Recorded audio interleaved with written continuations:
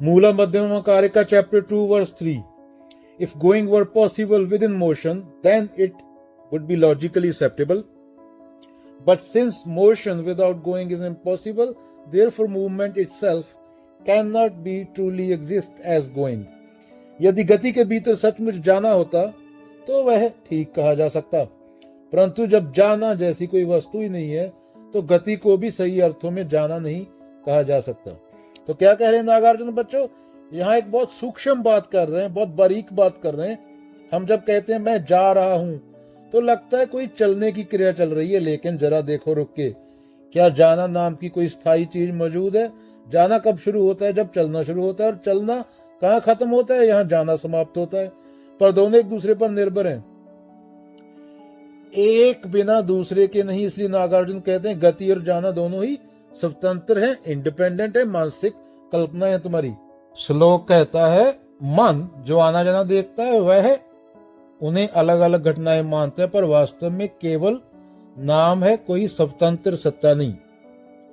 तुम कहते हो मैं चला, लेकिन मैं और चलना दोनों कहां से आए? विचार से। विचार के बिना ना चलना है ना जाना है। कृष्ण होते या शंकराचार्य होते वो भी ये बोलते चलने वाला चलना, और जिस जगह चला जा रहा है, ये तीनों एक ही चेतना खेल है। इन्हें अलग अलग मानना ही अज्ञान है। नागार्जुन उस भ्रम को तोड़ते हैं जिसमें हम सोचते हैं कि कुछ वास्तव में हो रहा है। वह दिखाते हैं कि होना भी केवल निर्भर है, स्वतंत्र नहीं। होना भी निर्भर है दूसरी चीज पे।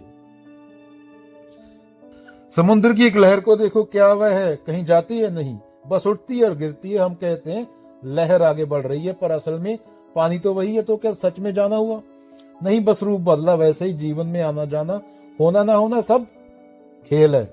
तो गति और जाना क्या बोल रहे हैं? दो नहीं है, केवल भाषा की डिफरेंस है, भिन्नता है।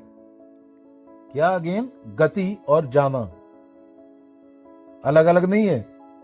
किसी भी क्रिया का अस्तित्व अपने आप में नहीं, वह अन्य वस्तुओं पर निर्भर है, डिपेंडेंट है। वो अन्य वस्तु पर इंडिपेंडेंट नहीं है कोई भी चीज।